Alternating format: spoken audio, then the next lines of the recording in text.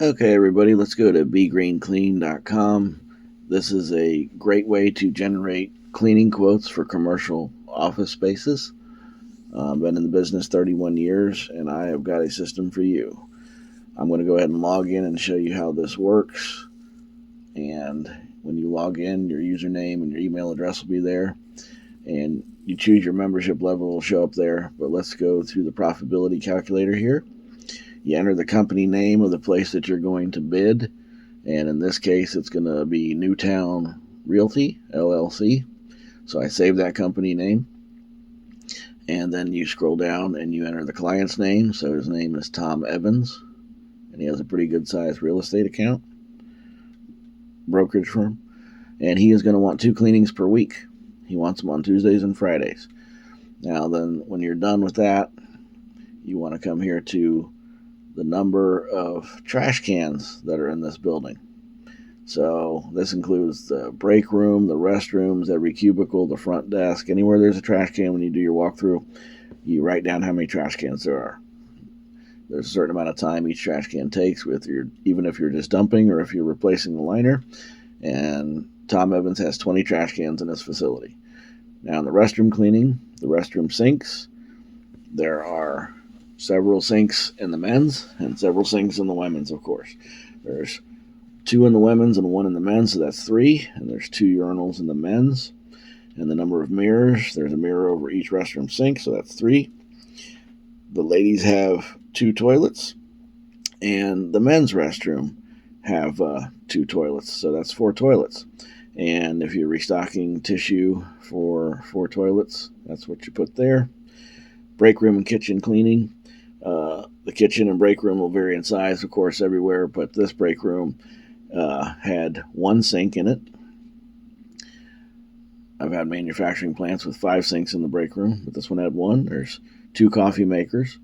The break room tables, there were 2. There was 1 soda machine that's going to need wiped down. There were 2 microwaves, and there are 4 chairs around each table, and there were 2 tables, so we're going to do a drop down of 8 chairs. So enter 8. Damp wiping, dusting area.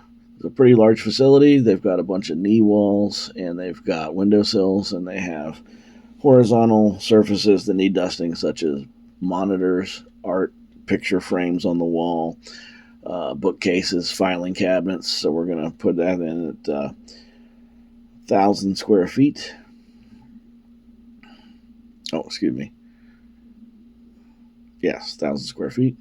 Vacuuming area, square foot with backpack style vacuum. It's a pretty big facility. He has a nice size. We're going to enter 2,500 square feet for that.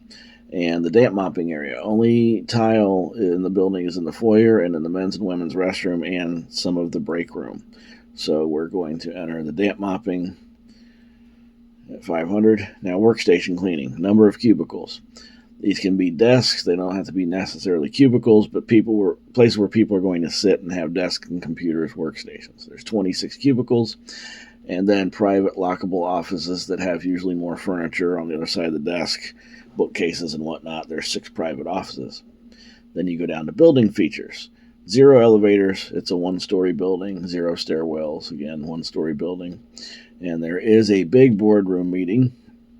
And there's lots of chairs in there, but we account for that with the boardroom meeting. It's already done, and there is 1 drinking fountain back by the restrooms. Now for the windowsills. It's a big facility, a lot of windows all around. So there will be dead bugs in the windowsills that you need to look for. There's 22 windowsills and glass spots for cleaning. He has 2 sets of double doors on his front door. So that's a lot of glass to clean. So we're going to enter 4 because there's 2 outer doors and 2 inner doors. So this calculated cleaning time comes up to 2.25 hours, and that's for 1 person cleaning. Okay, so now we come down here and I pay somebody $18.50 an hour to come out and clean this facility for 2.25 hours. Okay, now there's magic going to happen here in this calculation. What you actually pay the employee is not what's going to cost you. We do the calculation on the backside for you for this. So you just want to enter what the employee gets, and in this case, it's $18.50. The drive time in minutes. Use Google Maps for this and enter how long it takes you yourself to drive to this facility. You might hire an employee that lives right next door and it takes them 1 minute to get there, but you have to assume that you will be cleaning this for now in case the employee is on vacation or gets sick or has a car accident, or you can't hire anybody at this location for some reason for a long time. You don't want to mess up your profit margin. And then the number of cleaners traveling, we talked about that above. It's 1 in the miles to job. It takes 18 minutes to get there, but it's a 16-mile trek to get to this location from your house. Always put in your place where you're coming from. So it's 16 miles there and 16 miles back, and the government allows 70 cents a mile. You click calculate and save. It's processing your request. Data saved successfully down below. It's right here.